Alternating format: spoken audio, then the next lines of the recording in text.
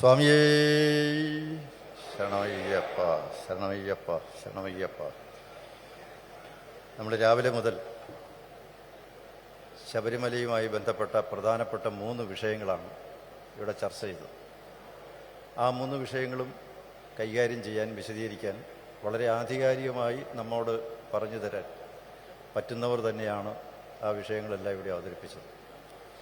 കാരണം നമ്മെ സംബന്ധിച്ചിടത്തോളം ശബരിമലയെ പറ്റി ചിന്തിക്കുമ്പോൾ 3 കാര്യങ്ങളാണ് എപ്പോഴും ഉയർത്തിപ്പിടിക്കേണ്ടത്. 1 വിശ്വാസം, 2 സംരക്ഷണം, 3 വികസനം. വികസനം മതി എന്ന് പറയുന്നവരുണ്ട്. കാരണം പോരട്ടെ അത് കീശ വീർപ്പിക്കുക എന്നുള്ളത് മാത്രമാണ് അതിൻ്റെ ലക്ഷ്യം. വികസനം എന്ന് പറഞ്ഞാൽ പണം കോടികളാണ്. കോടികളുടെ കണക്കുകൾ ഇങ്ങനെ പറയുക, കൺസ്ട്രക്ഷനാണ്. അങ്ങനെ നിർമ്മാണ പ്രവർത്തനങ്ങൾ നടത്തി വലിയ ബഡ്ജറ്റ് തയ്യാറാക്കി കോൺട്രാക്റ്റ് കൊടുത്ത് നടപ്പിലാക്കുന്ന പദ്ധതിയെക്കുറിച്ചാണ് വികസനം എന്നുള്ളത് കൊണ്ട് ഉദ്ദേശിക്കുന്നത്. നമ്മുടെ വികസനം അങ്ങനെയല്ല. നമ്മുടെ വികസനം എല്ലാവരുടെയും ഹൃദയമാണ് വികസിക്കേണ്ടത്. ഹൃദയം വികസിക്കണം. അതൊരു അയ്യപ്പ ഹൃദയമായി മാറണം. ആ വികസനത്തിലൂടെയാണ് പ്രശ്നങ്ങൾക്ക് പരിഹാരമുണ്ടാക്കാൻ കഴിയുന്നത്.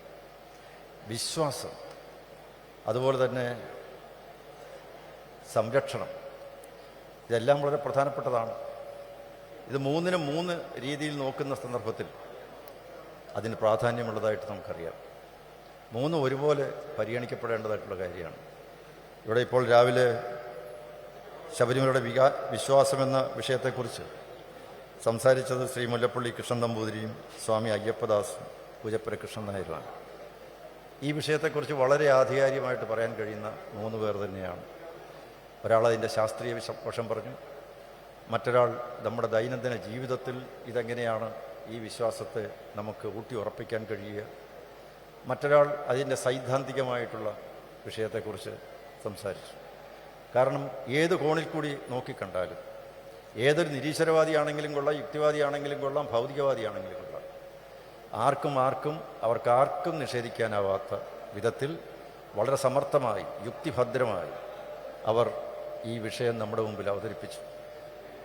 ഈ വിശ്വാസം നമ്മൾ കാത്തു സൂക്ഷിക്കുന്നത് അതൊരു അന്ധവിശ്വാസമാണ്, അനാചാരമാണ്, ദുരാചാരമാണ് എന്നെല്ലാം പറഞ്ഞ് കളിയാക്കുന്നവർ എപ്പോഴും ശബരിമല വിമർശിക്കുന്ന ആളുകൾക്ക് ഉള്ള ചുട്ട മറുപടിയാണ്. നാം വാസ്തവത്തിൽ ഭക്തി ഉണ്ടാകണം, ഭക്തിയിലൂടെ ശക്തി ഉണ്ടാകണം, ശക്തിയിലൂടെ മുക്തി ഉണ്ടാകണം. ശരിയാണ്. പക്ഷേ അടിത്തറ എന്ന് പറയുന്നത് ഈ വിശ്വാസത്തെ ദൃഢപ്പെടുത്തുക എന്നുള്ളതാണ്. ദൃഢമായ വിശ്വാസമാണ് ആവശ്യം, കേവലം ആരുമെങ്കിലും പറഞ്ഞ് എന്നുള്ളതല്ല. വിശ്വാസം എന്നുള്ളതിന് ഇംഗ്ലീഷിൽ 2 വാക്കുണ്ട്. ഒന്ന് ബിലീഫ്, മറ്റൊന്ന് ട്രസ്റ്റ്. ബിലീഫും ട്രസ്റ്റും 2ആണ്. ബിലീഫ് എന്ന് പറഞ്ഞു കഴിഞ്ഞാൽ അത് ഒരുപക്ഷെ വിശ്വസിക്കാം, വിശ്വസിക്കാതിരിക്കാം. വിശ്വസിച്ചാലും ഇങ്ങോട്ടെന്തെങ്കിലും കിട്ടുമോ എന്ന് കരുതി ഉള്ള വിശ്വാസമാണ് ബിലീഫ് എന്ന് പറയുന്നത്. കാരണം ഭഗവാനെ എന്നെ രക്ഷിക്കണേ എന്ന് പറഞ്ഞ് ഭഗവാന്റെ മുമ്പിൽ ചില കാര്യങ്ങൾ അവതരിപ്പിച്ചിട്ട് അതൊന്നും നടന്നില്ലെങ്കിൽ പിന്നെ ഭഗവാനുള്ള വിശ്വാസവും പോയി. നമ്മളങ്ങനെ കണ്ടിട്ടുണ്ട്. ചില വഴിപാടുകളൊക്കെ നടത്തും, കാര്യം നടന്നില്ല, പിന്നെ വഴിപാട് നിർത്തും, അമ്പലപ്പൊക്ക് നിർത്തും. അതൊക്കെ വിശ്വാസമാണ്. വിശ്വാസം എന്ന് പറയുന്നതിന് പരിധികളും പരിമിതികളും. ട്രസ്റ്റ് അതല്ല. ട്രസ്റ്റ് എന്ന് പറഞ്ഞാൽ പിന്നെ ഒന്നും ചോദിക്കേണ്ട കാര്യമില്ല. ഞാൻ അയ്യപ്പനാണ് എന്ന് എനിക്ക് ബോധ്യമുണ്ടെങ്കിൽ, ഞാൻ ഉറച്ച് അതിൽ നിൽക്കുകയാണ് എങ്കിൽ ഞാൻ പിന്നെ എന്തിനാ അയ്യപ്പനോട് ചോദിക്കും?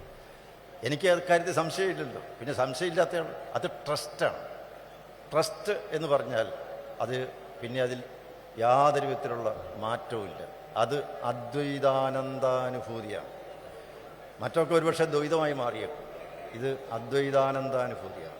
കാരണം ഞാനും അയ്യപ്പനും 2 അല്ല എന്നൊരു ഭാവത്തിലേക്ക് വരികയാണ്. അങ്ങനെ വന്നു കഴിഞ്ഞാൽ പിന്നെ എന്ത് ദുഃഖം? കയ്യിൽ ഒരു ചില്ലി കാശില്ലെങ്കിലും ദുഃഖമുണ്ടാവില്ല. ജീവിതത്തിൽ യാതൊരു വിധത്തിലുള്ള ഭയവും ഉണ്ടാവില്ല, ഭേദചിന്തകളില്ല. എല്ലാത്തിലും ആത്മവിശ്വാസവും ആത്മാഭിമാനവും ആത്മധൈര്യവും ആത്മബോധവും മാത്രമേ ഉണ്ടാവൂ. അങ്ങനെ അതാണ് ശരിയായിട്ടുള്ള വിശ്വാസം എന്ന് പറയുന്നത്. ആ വിശ്വാസത്തെ രൂഢമൂലമാക്കുക, ദൃഢപ്പെടുത്തുക എന്നുള്ളതാണ് നമുക്ക് ആദ്യമായി ചെയ്യേണ്ടത് എന്ന ആഹ്വാനമാണ് ആദ്യത്തെ സെഷനിൽ നമ്മൾ നമ്മുടെ മുമ്പിൽ ഉണ്ടായിട്ടുള്ളത്. രണ്ടാമത്തെ സെഷൻ ശബരിമലയുടെ വികസനത്തെക്കുറിച്ചാണ്. വികസനത്തിൻ്റെ കാഴ്ചപ്പാടെന്ത്? വെറും കോൺക്രീറ്റ് മന്ദിരങ്ങൾ പണിയുന്നതാണോ വികസനം? അടിസ്ഥാന സൗകര്യങ്ങൾ ആണ് നമുക്ക് ആവശ്യം. അവിടെ വന്നു കഴിഞ്ഞാൽ അയ്യപ്പന്മാർക്ക് ആവശ്യമായിട്ടുള്ള ഭക്ഷണം വേണം, അതുപോലെ താമസിക്കാൻ സൗകര്യം വേണം, വിരിവെക്കാനുള്ള സൗകര്യം വേണം, മലമൂത്ര വിസർജനത്തിനുള്ള സൗകര്യം വേണം, ഈ ദർശനത്തിനുള്ള സൗകര്യം വേണം. ഇങ്ങനെയൊക്കെയുള്ള സൗകര്യങ്ങൾ, അടിസ്ഥാന സൗകര്യങ്ങൾ, ബേസിക് കമ്മ്യൂണിറ്റീസ്, അതാണ് വേണ്ടത്. അതിന് ഭക്ഷണം അവിടെ സൗജന്യമായിട്ട് കിട്ടണം. അന്നദാനമാണ്. അയ്യപ്പന്മാർ അന്നദാനത്തിൽ പങ്കെടുത്ത് ഭക്ഷണം കഴിക്കുന്നത് ഭഗവാന്റെ പ്രസാദമായിട്ടാണ്, അല്ലാതെ വിശപ്പ് മാറ്റാൻ വേണ്ടി എന്തെങ്കിലും കഴിച്ചിട്ട് പോകാനില്ല. അതിന് ഹോട്ടലിൽ പോയപ്പോൾ ശബരിമലയിൽ ഒരു ഹോട്ടലും ഉണ്ടാകാൻ പാടില്ല. അവിടെ എല്ലാ അന്നദാന കേന്ദ്രങ്ങളായിരിക്കണം. അതുപോലെ താമസിക്കാൻ ധർമ്മശാലകളായിരിക്കണം. ഒരു പൈസ പോലും വാങ്ങിക്കാൻ പാടില്ല. കുടിവെള്ളം, ചികിത്സ, ഇതിനെല്ലാ സൗകര്യങ്ങളും ഉണ്ടാകണം. ഒരു രൂപ പോലും ആരോടും വാങ്ങാതെ നടത്തുന്ന കേന്ദ്രം. കാരണം അയ്യപ്പൻ ധർമ്മശാസ്താവാണ്. ഇത് മറ്റൊരിടത്തും ഒരുപക്ഷെ കാണാൻ കഴിയില്ല. കാരണം അന്നദാന പ്രഭുവാണ്, കലിയുഗ വരദനാണ്, സാധുക്കളാണ്. അവരൊക്കെ പാവങ്ങളാണ്. അവർ വ്രതം നോറ്റ് വരുന്നവരാണ്. 41 ദിവസം വ്രതം നോറ്റ് വരുന്നവരാണ്. കഷ്ടപ്പെട്ട് ദുഃഖിച്ച് വേദനിച്ച് കല്ലും മുള്ളും ചവിട്ടി കാടും മേടും കടന്ന് 5-8 മണിക്കൂർ ക്യൂ നിന്ന് കഷ്ടപ്പെട്ട് ദർശനം നടത്താൻ വേണ്ടി എത്തിയിരിക്കുന്നവരാണ്. അവരൊന്നും മോഹിച്ചിട്ടല്ല, അവർക്ക് ഏതെങ്കിലും വിധത്തിൽ കിട്ടണമെന്നുള്ളതല്ല, ഒരു അനുഭൂതിക്ക് വേണ്ടിയാണ്. അയ്യപ്പൻ ഒരു അനുഭൂതിയാണ്, ഒരനുഭവമാണ്. അതിനുവേണ്ടിയാണ് എത്തുന്നത്. അവർക്കെല്ലാം ചെയ്തു കൊടുക്കണം. അയ്യപ്പന്മാരാണ് വന്നിരിക്കുന്നത്. അതുകൊണ്ട് ദേവസ്വം ബോർഡ് എല്ലാം ചെയ്തു കൊടുക്കണം. അത് അയ്യപ്പ സേവയാണ്. ഒരു ഭക്തന് വെള്ളം കൊടുക്കുന്നതും ഭക്ഷണം കൊടുക്കുന്നതും അയ്യപ്പ സേവയാണ് എന്ന് മനസ്സിലാക്കുന്ന ഒരു ഭരണാധികാരി വർഗം ഉണ്ടാകണം. ഭരിക്കുന്നവർക്കത് സാധിക്കണം. ഇതൊരു മനോഭാവത്തിൻ്റെ പ്രശ്നമാണ്. അയ്യപ്പനെ കാണുമ്പോൾ എത്ര രൂപ ഉണ്ടാക്കാം എന്ന് ചിന്തിക്കുന്നവരാണ്. ഒരു ദിവസം ശബരിമലയിലെ അവിടെ താമസിക്കുന്ന സ്ഥലത്ത് പോയാൽ, ശബരിനിവാസി താമസിച്ചാൽ ആകെ എത്രയാണ്? 8 മണിക്കൂർ സമയം 2500 രൂപ. അടുത്ത 8 മണിക്കൂർ വരുന്ന ആളിന് അത് വീണ്ടും കൊടുക്കും 2500, 3000 രൂപ. അടുത്ത 8 മണിക്കൂർ, അങ്ങനെ 3ആയിട്ട് വിഭജിച്ച് ഒരു ദിവസം എത്ര രൂപ കിട്ടും അയ്യപ്പന്മാരിൽ നിന്നും? ഇത് കണക്ക് കൂട്ടുന്ന ആളുകളാണ് അവിടെയുള്ളത്. വരുമാനമാണ്. ശബരിമല ഒരു വാണിജ്യ കേന്ദ്രമായി മാറുകയാണ്. പണം കിട്ടണം എന്നുള്ളതിനെ പറ്റിയാണ് ചിന്ത. നമുക്കറിയാം 6 കോടി രൂപയുടെ അരവണയാണ് അവിടെ നഷ്ടപ്പെട്ടത്. 6 കോടി രൂപയുടെ അരവണ പായസം ഈ നാട്ടിലെ ഭക്തജനങ്ങൾ ഭക്തിയോടുകൂടി അങ്ങേയറ്റത്തെ വികാരപരമായി മാത്രം സമീപിക്കുന്ന ഇത്രയും വലിയ ഭഗവാന്റെ പ്രസാദം, 6 കോടി രൂപയുടെ ആ പ്രസാദം എവിടേക്ക് പോയി? കുഴിച്ചു മൂടേണ്ടി വന്നു. 6 കോടി രൂപയുടെ നഷ്ടം ആര് സഹിക്കും? അത് മുഴുവൻ വെറുതെ കൊണ്ടുപോയിക്കോളാം എന്ന് പറഞ്ഞ ആളുകൾക്ക് അത് കൊടുത്തില്ല. അത് കൊണ്ടുപോയിക്കോളാം, ഞങ്ങൾ വല്ല മത്സ്യത്തിനും തീറ്റയാക്കി അത് ഉപയോഗിച്ചു കൊള്ളാം, വെറുതെ അല്പം പണം എന്തെങ്കിലും തന്നാൽ മതി എന്ന് പറഞ്ഞു. അതും കൊടുത്തില്ല. അതിന് പിന്നെ കോൺട്രാക്റ്റ് കൊടുത്തു. അതിനെത്ര? 2.5 കോടി രൂപ. 2.5 കോടി രൂപ അത് അവിടെ നിന്ന് എടുത്തുകൊണ്ട് പോയി അത് എവിടെയും കൊണ്ട് കുഴിച്ചിടാൻ. ഇനി കുഴിച്ചിട്ടു. ആ കുഴിച്ചിട്ടിടത്തെ പാരിസ്ഥിതിക പ്രശ്നത്തെക്കുറിച്ച് എന്താ ചിന്തിക്കാത്തത്? അപ്പോൾ തെറ്റ് ഒന്നിനു പുറകെ തെറ്റുകൾ ചെയ്യുകയാണ്. എന്താണ് കാരണം? ശബരിമല ഒരു കറവ പശുവാണ്. പണം കിട്ടണം, പണം. വികസനം എന്ന് പറഞ്ഞാൽ അതല്ല, ചൂഷണമല്ല വികസനം എന്ന് പറയുന്നത്. വികസനം എന്ന് പറയുന്നതിൻ്റെ വ്യക്തമായ കാഴ്ചപ്പാട് ശ്രീ വി ദിനകരനും അതുപോലെ തന്നെ അഡ്വക്കേറ്റ് ജി രാമൻ നായരും ഇവിടെ ആ വിഷയം അവതരിപ്പിച്ചുകൊണ്ട് വളരെ ഫലപ്രദമായി, വളരെ ഭംഗിയായി, യുക്തിഭദ്രമായി അവർ ഇവിടെ അവതരിപ്പിച്ചു.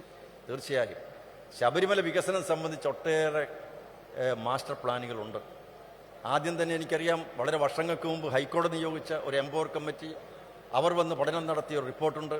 അതിനുശേഷം AV താമരാക്ഷൻ നിയമസഭാ കമ്മിറ്റി 8-9 MLA അവിടെ വന്ന് 1 വർഷക്കാലം പഠനം നടത്തിയ റിപ്പോർട്ടുണ്ട്. അതിനുശേഷം justice T Chandrasekhara Menon commission ശബരിമലയിൽ എന്തൊക്കെ സൗകര്യങ്ങൾ ഏർപ്പെടുത്തണമെന്നുള്ളതിനെക്കുറിച്ച് അന്വേഷണം നടത്തിയ റിപ്പോർട്ടുണ്ട്.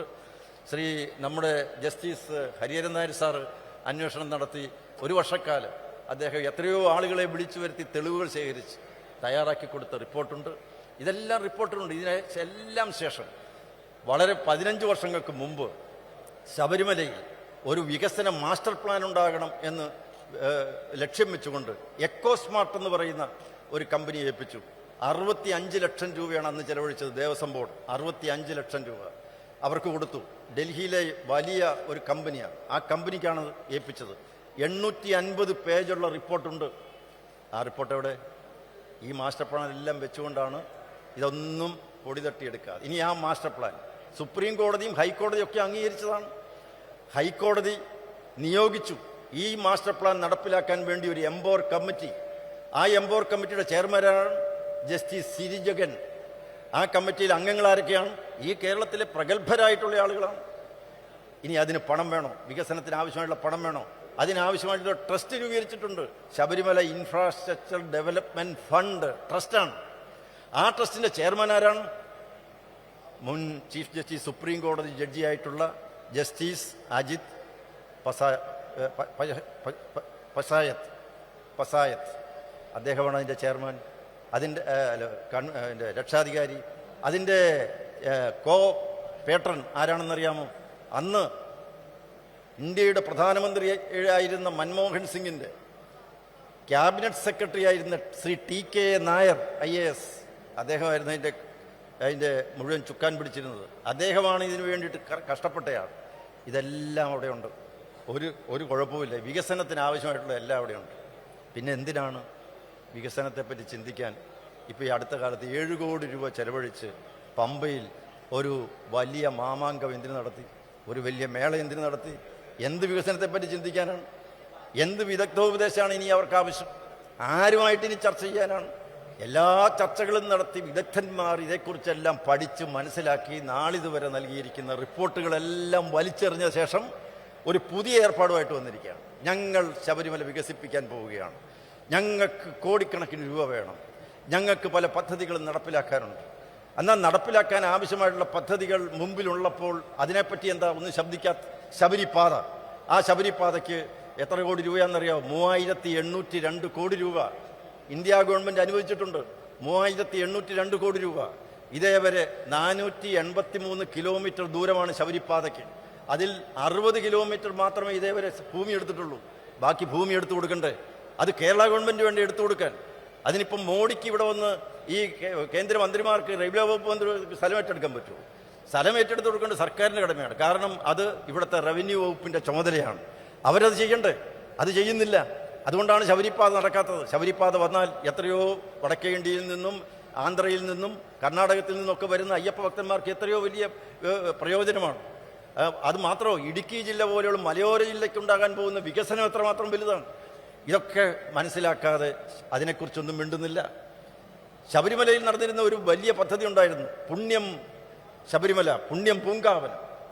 പഴയ ഇന്ന് DGP റാങ്കിലിരിക്കുന്ന ശ്രീ P. വിജയൻ, അന്ന് അദ്ദേഹം ചുമതല വഹിക്കുമ്പോൾ തുടങ്ങിയ പ്രസ്ഥാനമാണ്. അവിടെ മുഴുവൻ ശുചിയാക്കുക, പുണ്യം പൂങ്കാവനം. വരുന്ന ഭക്തജനങ്ങൾ, അയ്യപ്പന്മാർ അവിടെ ഇറങ്ങി ശബരിമലയെ മുഴുവൻ ക്ലീൻ ചെയ്യുക. പുണ്യം പൂങ്കാവനം പദ്ധതി വേണ്ട എന്ന് വെച്ചു, അത് നിർത്തി. പിന്നെ എന്ത് വികസനമാണ്? വികസനം എന്ന് പറയുന്നത് ഇതാണ്. അതൊക്കെ ക്ലീൻ ഗ്രീൻ ശബരിമല. അതാണ് ശബരിമല വികസിക്കണമെങ്കിൽ അങ്ങനെ വേണം. Clean green divine Sabarimala. അതിൻ്റെ ഡിവിനിറ്റി കളയാൻ പാടില്ല. അതിൽ ക്ലീൻ ആയിരിക്കണം. ആ ശബരിമല അത് ഗ്രീൻ ആയിരിക്കണം. ഇത് മൂന്നും കാത്തു സൂക്ഷിക്കാൻ കഴിയണം. അങ്ങനെ ഒരു ശബരിമലയുടെ വികസനത്തെക്കുറിച്ചുള്ള സങ്കല്പമാണ്. ഏതായിരുന്നാലും നമ്മുടെ V. ദിനേരൻ സാറും G. രാമൻ നായർ സാർ അത് വളരെ സമർത്ഥമായി നമ്മുടെ മുമ്പിൽ അവർ അത് അവതരിപ്പിച്ചു. ഇനിയിപ്പോൾ ഏറ്റവും അവസാനമായി നമ്മൾ കേട്ടത് ശബരിമല സംരക്ഷണത്തെക്കുറിച്ചാണ്. ഇതെല്ലാം ഉണ്ടെങ്കിലും ശബരിമല സംരക്ഷിക്കപ്പെട്ടില്ലെങ്കിൽ എന്ത് ചെയ്യും? വിശ്വാസം സംരക്ഷിച്ചു, ശരിയാണ്, വികസനമുണ്ടായി, അതുകൊണ്ട് കാര്യമുണ്ട്. ആ ശബരിമല ആര് കാത്തു സൂക്ഷിക്കും? ശബരിമലയുടെ വികസനം ഒരു വലിയ പ്രശ്നമാണ്. ഇന്നൊരു വലിയ ഭീഷണിയെ നേരിട്ടുകൊണ്ടിരിക്കുകയാണ്. ഇന്ന് ശബരിമല എന്ന് പറയുന്ന തീർത്ഥാടന കേന്ദ്രം, ശബരിമല എന്ന് പറയുന്ന ഈ നാട്ടിലെ കോടിക്കണക്കിന് വരുന്ന അയ്യപ്പ ഭക്തന്മാരുടെ വികാരവും അവരുടെ ആ ഒരു ധർമ്മദൈവവുമായി കരുതുമ്പോൾ വാസ്തവത്തിൽ അവിടെ അത് നശിപ്പിക്കാൻ വേണ്ടിയിട്ടുള്ള ശക്തികൾ ഇന്ന് കോപ്പ് കൂട്ടിക്കൊണ്ടിരിക്കുകയാണ്. അവരിന്ന് സർവ്വവിധ സന്നാഹങ്ങളും ഒരുക്കുകൂട്ടിക്കൊണ്ടിരിക്കുകയാണ്. അതാണ് നമ്മുടെ മുഖ്യമന്ത്രിയുടെ പ്രസംഗത്തിൽ നിന്ന് നമ്മൾ കേട്ടത്. അതാണ് മത അതീത ആത്മീയതയെക്കുറിച്ച് അദ്ദേഹം സംസാരിച്ചത്. ഇന്നേ വരെ ശബരിമലയെക്കുറിച്ച് ആരും അങ്ങനെ പറഞ്ഞിട്ടില്ല. മതേതര കേന്ദ്രമാണെന്നാണ് പറയുന്നത്. മതേതര കേന്ദ്രമെന്ന് പറഞ്ഞാൽ അതിൻ്റെ അർത്ഥം എന്താണ്? ശബരിമല ഒരു ഹിന്ദു ക്ഷേത്രമാണ്, യാതൊരു സംശയവുമില്ല. ശബരിമല നമ്മൾ ഹിന്ദു ക്ഷേത്രം എന്നുള്ള നിലയ്ക്ക് കണ്ണിലെ കൃഷ്ണമണി പോലെ ഈ കേരളത്തിലെ ലക്ഷക്കണക്കിന് വരുന്ന അയ്യപ്പ ഭക്തന്മാർ കാത്തു സൂക്ഷിക്കുമെന്ന് പ്രതിജ്ഞ എടുക്കുകയാണ് വാസ്തവത്തിൽ നമ്മൾ ഈ സെമിനാറിലൂടെ ചെയ്യേണ്ടത്. വാസ്തവത്തിൽ നമുക്ക് ആ കാര്യത്തിൽ യാതൊരു കോംപ്രമൈസും ഇല്ല. ശബരിമല ഒരു ഹിന്ദു ക്ഷേത്രമാണ്. അത് നമ്മൾ അടിവരയിട്ട് ആണയിട്ട് ആവർത്തിച്ച് ഈ നാട്ടിലെ ജനങ്ങളുടെ മുമ്പിൽ പറയണം. ജനങ്ങളെ നമ്മൾ സ്വരുക്കൂട്ടണം. ഇതിനെ ഒരു വാണിജ്യ കേന്ദ്രമാക്കി, ഒരു ടൂറിസ്റ്റ് കേന്ദ്രമാക്കി, ഒരു മതേതര കേന്ദ്രമാക്കി മാറ്റാൻ നമ്മൾ അനുവദിച്ചുകൂടാ. അതിന് എന്ത് ത്യാഗം സഹിക്കാനും എന്ത് കഷ്ടനഷ്ടങ്ങൾ സഹിക്കാനും നമ്മൾ തയ്യാറാകണം. ഈ സമ്മേളനത്തിൻ്റെ ആഹ്വാനം അത് തന്നെയാണ്. ഈ സമ്മേളനം ഈ ലോകത്തോട് വിളിച്ചു പറയുന്ന സന്ദേശം ഇത് മാത്രമാണ്. ശബരിമല ഇത് ഹിന്ദു ക്ഷേത്രമാണ്. അത് കണ്ണിലെ കൃഷ്ണമണി പോലെ ഞങ്ങൾ കാത്തു സൂക്ഷിക്കും. അതിൻ്റെ സുരക്ഷ ഉറപ്പാക്കും. അത് മതേതര കേന്ദ്രമാണെന്ന് പറഞ്ഞ് അവിടെ വന്ന് അവിടുത്തെ ആചാരങ്ങളെല്ലാം മാറ്റി എല്ലാ മതസ്ഥർക്കും ആരാധന നടത്തുവാനുള്ള കേന്ദ്രം എന്നുള്ള നിലയ്ക്ക് അതിനെ മാറ്റിയെടുത്ത് അതിനെ ഒരു ഇന്ന് ജനങ്ങളുടെ മുന്നിൽ അതങ്ങനെ ഒരു കേന്ദ്രമാക്കി അതിനെ മാറ്റിയെടുക്കാൻ നടത്തിക്കൊണ്ടിരിക്കുന്ന ശ്രമത്തിൽ നിന്നും പിന്തിരിയണം. ഗവൺമെൻറ് പിന്തിരിയണം. അതിൻ്റെ ഒരു വാസ്തവത്തിൽ ഒരു കേളികൊട്ട് ആയിരുന്നു ഇന്നലെ പമ്പയിൽ നടന്ന സംഗമം. ഏതായിരുന്നാലും സുരക്ഷ വളരെ പ്രധാനപ്പെട്ട ഒരു കാര്യമാണ്. ശബരിമലയിലേക്ക് ഏതവസരത്തിലും കടന്നു ചെന്നിറങ്ങി പോകാൻ കഴിയുന്ന സമരഭടന്മാരായി നമുക്ക് മാറണം. നമ്മളെല്ലാം ഭടന്മാരായി മാറണം. ശബരിമലയുടെ സംരക്ഷണത്തിന് വേണ്ടിയിരിക്കുന്ന സൈനികരായിട്ട് നമ്മൾ മാറണം. അയ്യപ്പൻ നൽകിയ സന്ദേശം അതാണ്. ഈ പന്തളത്തെ മണ്ണിൽ നിന്നുകൊണ്ട് നമ്മൾ സംസാരിക്കുമ്പോൾ, ഈ വക കാര്യങ്ങളെക്കുറിച്ച് നമ്മൾ വിചിന്തനം ചെയ്യുമ്പോൾ മനസ്സിലാക്കണം, ബാല്യകാലത്ത് അയ്യപ്പൻ ഓടിക്കളിച്ച് നടന്ന, മണികണ്ഠസ്വാമി ഓടിക്കളിച്ച് നടന്ന മണ്ണാണിത്. ഈ മണ്ണിൽ നിന്നുകൊണ്ട് നമുക്കൊരു പ്രതിജ്ഞ എടുക്കണം. അയ്യപ്പൻ സമരം ചെയ്തതും യുദ്ധം ചെയ്തതും ആസുരിക ശക്തികളോടാണ്, രാക്ഷസീയ ശക്തികളോടാണ്, അധാർമിക ശക്തികളോടാണ്, അസത്യവാദികളോടാണ്. നമുക്ക് സംരക്ഷിക്കേണ്ടത് ഈ ധർമ്മമാണ്. അയ്യപ്പൻ നമ്മുടെ മുന്നിലുണ്ട്. നാം അയ്യപ്പനാവുക. അയ്യപ്പൻ പോരാളിയാണ്. അയ്യപ്പൻ അസത്യത്തിനും അധർമ്മത്തിനും അനീതിക്കുമെതിരെ സന്ധിയില്ലാത്ത, വിട്ടുവീഴ്ചയില്ലാത്ത പോരാട്ടം നടത്തിയ ആളാണ്. ജനങ്ങളെ സംഘടിപ്പിച്ച് യോഗങ്ങൾ ഉണ്ടാക്കിയ ആളാണ്. ആയുധാഭ്യാസം നടത്തിയ ആളാണ്. ആ ചീറപ്പഞ്ചര കളരിയിൽ, ആലങ്ങാട് കളരിയിൽ, അമ്പലപ്പുഴ കളരിയിൽ ഒക്കെ ജനങ്ങളെ മുഴുവൻ പരിശീലനം കൊടുത്തയാളാണ്. ജനങ്ങളെ മുഴുവൻ പരിശീലിപ്പിക്കുകയായിരുന്നു. എന്തിനു വേണ്ടിയായിരുന്നു? കൊള്ളക്കാരെ തുരത്താൻ വേണ്ടിയാണ്, ധർമ്മ സംസ്ഥാപനത്തിന് വേണ്ടിയാണ്. അങ്ങ് എരുമേലിയിൽ ആ അയ്യപ്പൻ പോയി അവിടെയുള്ള കൊള്ളക്കാരെ മുഴുവൻ ചുട്ട മറുപടി കൊടുത്തുകൊണ്ടാണ് അദ്ദേഹം മുന്നോട്ടേക്ക് പോയത്. അത് വലിയൊരു തയ്യാറെടുപ്പ് അതിനാവശ്യമായിരുന്നു. ഇന്ന് അധാർമിക ശക്തികൾ ശബരിമലയിൽ അവിടെ അവർ കോപ്പ് കൂട്ടുകയാണ്. ദേവസ്വം ബോർഡ് പ്രസിഡന്റ് പോലും ഇന്ന് സ്വാമിയെ ശരണമയ്യപ്പ എന്ന് വിളിക്കുന്നത് മുഷ്ടി ചുരുട്ടിയാണ്. ആരോടോ പ്രതികാരം തീർക്കുന്നത് പോലെയാണ്, ആരോടോ പക വീട്ടുന്നത് പോലെയാണ്, ആരെ വെല്ലുവിളിക്കുന്നത് പോലെയാണ്. സ്വാമിയെ ശരണമയ്യപ്പ എന്നിങ്ങനെയാണോ വിളിക്കേണ്ടത്? നമ്മളൊക്കെ എത്രയോ ഭക്തിയോട് കൂടിയാണ് സ്വാമിയെ ശരണമയ്യപ്പ എന്ന് വിളിക്കുന്നത്. ദേവസ്വം ബോർഡ് വെല്ലുവിളിക്കുകയാണ്. ധാർമ്മിക ശക്തികളെ അദ്ദേഹം വെല്ലുവിളിക്കുകയാണ്. അദ്ദേഹം അധാർമിക ശക്തികളുടെ കൂടെയാണ്. അതുപോലെ തന്നെ ശബരിമല വിധ്വംസന പ്രവർത്തനങ്ങൾ നടത്തുന്നവരുടെ കൂടെയാണ്, കൊള്ളക്കാരുടെ കൂടെയാണ്. അയ്യപ്പൻ എന്ന സത്യത്തിൻ്റെ പ്രതീകമുണ്ട്. അയ്യപ്പൻ സത്യമാണ്. അതുകൊണ്ടല്ലേ പമ്പയിൽ നമ്മൾ കണ്ടത്? പമ്പയിൽ കണ്ടത് കണ്ടില്ലേ? അതുവഴി ഇരുമുടി കെട്ടുവേന്തി ശബരിമല നട തുറന്നിരിക്കുന്ന സന്ദർഭത്തിൽ ഇരുമുടി കെട്ടുവേന്തി സ്വാമിയെ ശരണമയ്യപ്പ എന്ന് വിളിച്ചുകൊണ്ട് പോയ അയ്യപ്പന്മാർ, ആയിരക്കണക്കിന് അയ്യപ്പന്മാർ ഇതിൻ്റെ മുന്നിൽ കൂടി പോയി. ഒരയ്യപ്പൻ പോലും, ആ ഇരുമുടി കെട്ടുവേന്തി ഒരയ്യപ്പൻ പോലും അതിൻ്റെ അകത്തോട്ട് കയറിയില്ല. ശീതീകരിച്ച മുറിയല്ലേ, എന്ന് കയറിയിരിക്കരുതോ?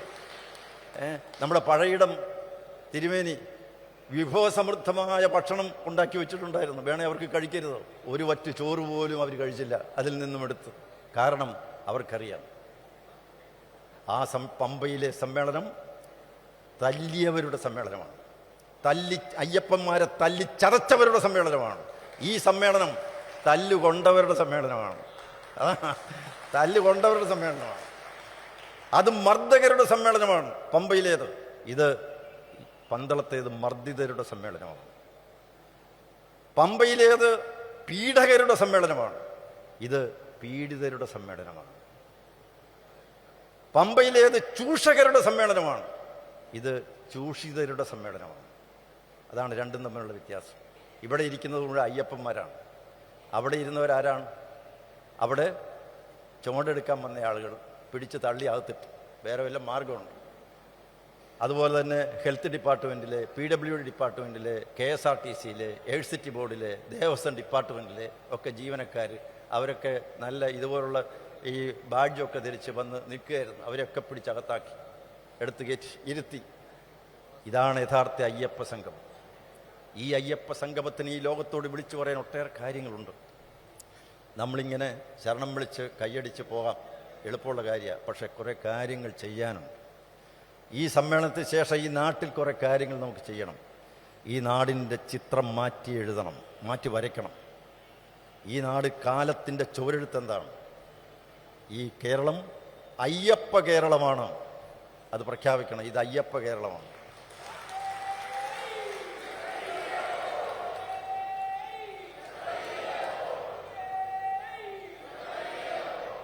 സ്വാമി കുറേ ജോലിയുണ്ട് കേട്ടോ. വിളിച്ച സ്വാമി കുറേ ജോലി ചെയ്യാനുണ്ട്. ഇനിയാ ഉത്തരവാദിത്വം. ഇനി നമുക്ക് കുറേ ഉത്തരവാദിത്തങ്ങളുണ്ട്. ആ ഉത്തരവാദിത്തങ്ങൾ നെഞ്ചിലേറ്റി വേണം നമ്മളിവിടെ നിന്ന് പിരിയാൻ. ഗ്രാമാന്തരങ്ങളിൽ ഇതുപോലുള്ള സമ്മേളനങ്ങൾ നടക്കണം. ശബരിമലയെ എന്ത് വില കൊടുത്തും എന്ത് കഷ്ടനഷ്ടങ്ങൾ സഹിച്ചും ഞാൻ ശബരിമലയെ സംരക്ഷിക്കുമെന്ന് പ്രതിജ്ഞയെടുക്കുന്ന സാമൂഹ്യ പ്രതിജ്ഞകൾ നമ്മുടെ നാട്ടിലുണ്ടാകണം. ജനങ്ങൾ എഴുന്നേറ്റ് നിന്നുകൊണ്ട് അവർ പ്രതിജ്ഞയെടുക്കട്ടെ. ഏത് വലിയ പ്രതിസന്ധി ഘട്ടത്തിലും അയ്യപ്പന് വേണ്ടി, ശബരിമലയ്ക്ക് വേണ്ടി ഏത് സന്ദർഭത്തിലും ഏത് സമയത്തും അവിടെ ഓടിയെത്താൻ ഞങ്ങൾ തയ്യാർ എന്ന് പറയാൻ പ്രതിജ്ഞാബദ്ധരായിട്ടുള്ള അയ്യപ്പന്മാർ നമുക്കുണ്ടാകണം. സാധിക്കുമോ? സാധിക്കുമോ? കൈവക്കിയേ കാണട്ടെ. Very good. നമ്മളെല്ലാം സ്വയം അയ്യപ്പന്മാരാണ്, ആകണം. ഉദയന എന്ന് പറയുന്ന കൊള്ളക്കാരനെ മുട്ടുകുത്തിച്ച, മഹിഷിയെ വധിച്ച് ധർമ്മം നമ്മുടെ നാട്ടിൽ സ്ഥാപിച്ച ആ ധീരനായ വീരനായ ശൂരനായ അയ്യപ്പൻ പുലിപ്പുറത്ത് വന്ന് ആ പന്തളം കൊട്ടാരത്തിലേക്ക് കടന്നിറങ്ങി വന്ന ഒരു ധീരോദാത്തമായ പ്രവർത്തനം കാഴ്ചവെച്ച അയ്യപ്പൻ. ആ അയ്യപ്പനാണ് നമുക്ക് മാതൃക. നമ്മുടെ മുന്നിലുണ്ട് അയ്യപ്പൻ. നാളിതുവരെ എന്തെല്ലാം ശബരിമലയ്ക്കെതിരായിട്ട് ചെയ്തിട്ടുണ്ടോ അവരൊക്കെ അനുഭവിച്ചിട്ടുണ്ട്. ഉള്ള സത്യം പറയാം. ഞാൻ അതിൻ്റെ ലിസ്റ്റൊന്നും എടുത്ത് പറയുന്നില്ല. ഈ അയ്യപ്പ സംഗമം പമ്പയിൽ നടന്നപ്പോഴും അതിനൊക്കെ സ്വരുക്കൂട്ടിയവരൊക്കെ അനുഭവിച്ചിട്ടുണ്ട്. കാരണം അയ്യപ്പൻ സത്യമാണ്. അയ്യപ്പൻ സത്യമാണ്. അതിനിട്ട് കയറി തൊട്ട് കളിച്ചാൽ അനുഭവിക്കുക തന്നെ ചെയ്യും. തൊട്ട് കളിച്ചവരൊക്കെ അനുഭവിച്ചിട്ടുണ്ട്. അതുകൊണ്ട് ധൈര്യമായി നമുക്ക് വിശ്വസിക്കാം, അല്ലെ നമുക്ക് ട്രസ്റ്റ് ചെയ്യാം. ഞാൻ വിശ്വസിക്കാം എന്ന് പറയുന്ന അർത്ഥം ട്രസ്റ്റാണ്. നമ്മുടെ ഇത് ട്രസ്റ്റാണ്. ശബരിമാതാവിൻ്റെ ട്രസ്റ്റാണ്. അതാണ് രാമൻ വന്നപ്പോൾ ഭക്ഷണങ്ങൾ കടിച്ചു നോക്കിയിട്ട് കൊടുത്തത്. കാരണം ഞാനും രാമനും രണ്ടല്ല. ആ ശബരിയുടെ മലയാണ് ശബരിമല. അവിടെ ട്രസ്റ്റാണ്. അതുപോലെ തന്നെ ആണ് ഹനുമാൻ. ഞാനും രാമനും രണ്ടല്ല. നെഞ്ച് പിളർന്നാലും അവിടെ രാമനാണ്. ഞാനും രാമനും രണ്ടല്ല. ഞാനും അയ്യപ്പനും രണ്ടല്ല, ഒന്നാണ്. ട്രസ്റ്റാണ്. അതുകൊണ്ട് നമുക്ക് ഈ പന്തളത്ത് നിന്നും കിട്ടുന്നൊരു ഊർജമുണ്ട്. ആ ഊർജം നമുക്ക് ഗ്രാമാന്തരങ്ങളിലേക്ക്, നഗരാന്തരങ്ങളിലേക്ക് കൊണ്ടുപോകാം. അങ്ങനെ ജനങ്ങളെ മുഴുവൻ നമുക്ക് സംഘടിപ്പിക്കാം. ഒരു സാമൂഹ്യ പ്രതിജ്ഞ എടുത്തുകൊണ്ട് നമുക്ക് മുന്നോട്ടേക്ക് പോകാം. നമ്മുടെ ആവശ്യം ഈ മർദ്ദകർ, ഈ ചൂഷകർ, ഈ പീഡകർ, അവരിൽ നിന്നും ശബരിമലയെ വിമോചിപ്പിക്കുക എന്നുള്ളതാണ്. ഒരു ശബരിമല വിമോചന പ്രസ്ഥാനം നമ്മുടെ ഈ കേരളത്തിൽ ഉണ്ടാകണം. ഈ പന്തളത്തിൻ്റെ സന്ദേശം അതാണ്. ഒരു ശബരിമല വിമോചന പ്രസ്ഥാനം. അത് ഭക്തജനങ്ങൾക്ക് അതിൻ്റെ ഭരണം കിട്ടണം. ശബരിമല ഭരിക്കേണ്ടതാരാണ്? പിണറായി വിജയൻ ചോദിച്ചു, ശബരിമലയുടെ ഭരണം ഭക്തജനങ്ങൾക്ക് വിട്ടുകൊടുക്കില്ല എന്ന് പറഞ്ഞു. പിന്നെ ആർക്ക് വിട്ടുകൊടുക്കുന്ന പറയും? അമ്പലം വിഴുങ്ങികൾക്കാണോ അമ്പലം വിട്ടുകൊടുക്കേണ്ടത്? ആർക്ക് ആണ് വിട്ടുകൊടുക്കേണ്ടത്? ശബരിമലയുടെ ഭരണം വിട്ടുകൊടുക്കേണ്ടത് ശബരിമലയും ആചാരപരമായി ബന്ധപ്പെട്ടവരാണ്. ആരൊക്കെയാണ്? തന്ത്രിമുഖ്യൻ, അതുപോലെ തന്നെ പന്തളം കൊട്ടാരം, ശബരിമലയുമായി വിശ്വാസപരമായി ബന്ധപ്പെട്ട് നിൽക്കുന്ന മലയേറിയ സമൂഹമുണ്ട്. അതുപോലെ മലമ്പണ്ടാരങ്ങളുണ്ട്. ശബരിമലയുമായി ബന്ധപ്പെട്ട് നിൽക്കുന്ന അമ്പലപ്പുഴ പേട്ട സംഘമുണ്ട്. അതുപോലെ ആലങ്ങാട് പേട്ട സംഘമുണ്ട്. ചീരപ്പഞ്ചിറയുണ്ട്. ഇങ്ങനെ ശബരിമലയിലെ ആചാരങ്ങൾ, അവിടെ പറകൊട്ടി പാടുന്നവർക്ക് പോലും ശബരിമലയുടെ അതിൻ്റെ ഭാവി ഭാഗതയം നിർണ്ണയിക്കുന്ന ഭരണനിർവഹണ സമിതിയിൽ അംഗത്വമുണ്ടാകണം. പാവങ്ങളാണ്, ആയിക്കോട്ടെ. ഈ വെയിലും മഴയും കൊണ്ട് അവർക്കൊരു ഇരിക്കാനെങ്കിലും ഒരു ഇടം കൊടുത്തുകൂടെ? നിങ്ങളൊക്കെ ശബരിമലയ്ക്ക് പോകുമ്പോൾ കണ്ടിട്ടില്ലേ ആ പാവങ്ങളിരുന്നൊരു പറകൊട്ടുന്നവർ? അവരൊക്കെ പണ്ട് കാലത്ത് വീട് തോറും കയറിയിറങ്ങി അയ്യപ്പ കഥകൾ പാടി നടന്നവരാണ്. പരമ്പരാഗതമായി ആ ജോലി ചെയ്യുന്നവരാണ്. അതൊരു ധർമാനുഷ്ഠാനം എന്നുള്ള നിലയ്ക്ക് ചെയ്തവരാണ്. അവർക്ക് വെയിൽ കൊള്ളാതിരിക്കാൻ, മഴ നനയാതിരിക്കാൻ ഒരു ചെറിയ കുടിലെങ്കിലും ഉണ്ടാക്കി കൊടുത്തുകൂടെ? വേണ്ട.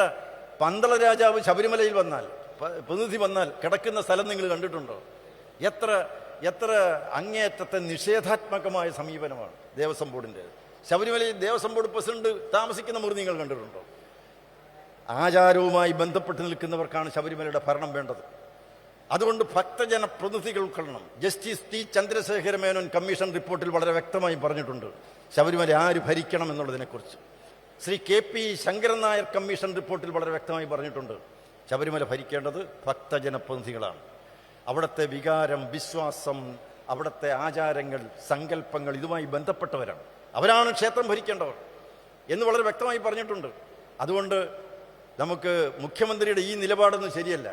ഇത് ജനകീയാസൂത്രണത്തിൻ്റെ കാലമാണ്, അധികാര വികേന്ദ്രീകരണത്തിൻ്റെ കാലമാണ്. വികേന്ദ്രീകരിക്കണം. അധികാരം കേന്ദ്രീകരിച്ച് ദേവസ്വം ബോർഡിലേക്ക് കൊടുക്കുകയല്ലേ വേണം. അധികാര വികേന്ദ്രീകരണമല്ല ആവശ്യം, അധികാര കേന്ദ്രീകരണമല്ല ആവശ്യം, അധികാര വികേന്ദ്രീകരണമാണ്.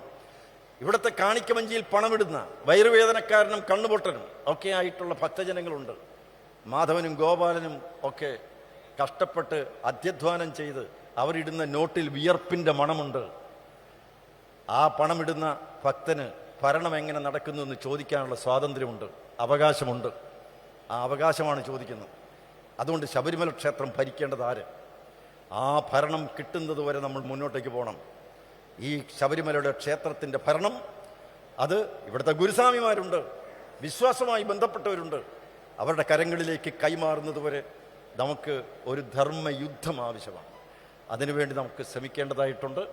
ഈ സെമിനാറിനോടുകൂടി നമുക്ക് അതിൽ നിന്നും, ഈ പന്തളത്തെ മണ്ണിൽ നിന്നും, അയ്യൻ്റെ മണ്ണിൽ നിന്നും, മണികണ്ഠസ്വാമി ഓടിക്കളിച്ച മണ്ണിൽ നിന്നുകൊണ്ട് നമുക്ക് പ്രതിജ്ഞയെടുക്കാം. അങ്ങനെ ഏതറ്റം വരെ പോകാനും വിജയ വൈജയന്തി പാറിപ്പറക്കുന്നത് വരെ ശബരിമലയിൽ യഥാർത്ഥത്തിൽ എങ്ങനെയാണ് അയ്യപ്പധർമ്മം പുലരേണ്ടത് എന്ന് കാട്ടിക്കൊടുക്കാൻ നമ്മുടെ ഈ ഒരു മുന്നേറ്റത്തിന് കഴിയട്ടെ. ഈ 3 സെഷനിലും നമ്മൾ പരിധി നോക്കിക്കഴിഞ്ഞാൽ ഇവിടെ കൈകാര്യം ചെയ്ത വിഷയങ്ങളെല്ലാം വളരെ ആധികാരികമായി തന്നെയാണ് അവതരിപ്പിച്ചത്. ഏറ്റവും അവസാനമായി ഹരിഹരൻ നായർ സാറ് കമ്മീഷനായി പുൽമേട് ദുരന്തം 102 പേർ, നിരപരാധികൾ, ഒരു തെറ്റും ചെയ്യാത്ത അയ്യപ്പന്മാർ അവിടെ കിടന്ന് തള്ളലിലും തിക്കിലും തിരക്കിലും വിട്ട് ചവിട്ടേറ്റ് പിടഞ്ഞ് പുൽമേട് കിടന്ന് മരിക്കുന്ന ആ ഒരവസ്ഥ നിങ്ങളൊന്ന് ആലോചിച്ച് നോക്കുക. അവരുടെ ഇരുമുടിക്കെട്ടുകളൊക്കെ ഛിന്ന ഭിന്നമായി കിടക്കുന്ന കാഴ്ച കണ്ടു കഴിഞ്ഞാൽ 41 ദിവസം വ്രതം നോറ്റ് ഭഗവാന്റെ ആ ഭഗവത് പവിത്ര വിഗ്രഹത്തിൽ അഭിഷേകം ചെയ്യാനുള്ള നെയ്യുമായി വന്ന അവർ, ആ നെയ്യും ആ നെയ്ത്തേങ്ങയൊക്കെ ചിതറിക്കിടക്കുന്ന കാഴ്ച, അതിനെക്കുറിച്ച് അന്വേഷണം നടത്തിയ ഹരിഹരൻ നായർ സാറാണ് ഏറ്റവും അവസാനമായി സംസാരിച്ചത്. അദ്ദേഹത്തിൻ്റെ തെളിവെടുപ്പ് സമയത്ത് ഞാനും അദ്ദേഹത്തിൻ്റെ മുന്നിൽ വിഷയങ്ങൾ അവതരിപ്പിക്കാൻ പോയിരുന്നു. ഏതായിരുന്നാലും നമ്മുടെ മുല്ലപ്പള്ളി കൃഷ്ണൻ നമ്പൂരിയിൽ നിന്ന് തുടങ്ങി ഈ തന്ത്രി മുഖ്യന്മാരുടെയൊക്കെ ഗുരുനാഥനായ ആ മുല്ലപ്പള്ളിയിൽ നിന്ന് തുടങ്ങി ഇവിടെ ശബരിമലയെക്കുറിച്ച് സമഗ്രമായി പഠനം നടത്തിയ നമ്മുടെ ഹരിഹരൻ നായർ സാർ വരെ ഉള്ള ആളുകൾ, നമ്മുടെ പ്രഗത്ഭർ ഇവിടെ സംസാരിച്ച വിഷയങ്ങൾ എല്ലാം ഉൾക്കൊണ്ടുകൊണ്ട് നമുക്കിനി മുന്നോട്ടേക്ക് പോകാം എന്ന് മാത്രം പറഞ്ഞുകൊണ്ട് ഞാൻ എൻ്റെ വാക്കുകൾ ചുരുക്കുന്നു. നന്ദി, നമസ്തേ, സ്വാമിയേ ശരണമയ്യപ്പ.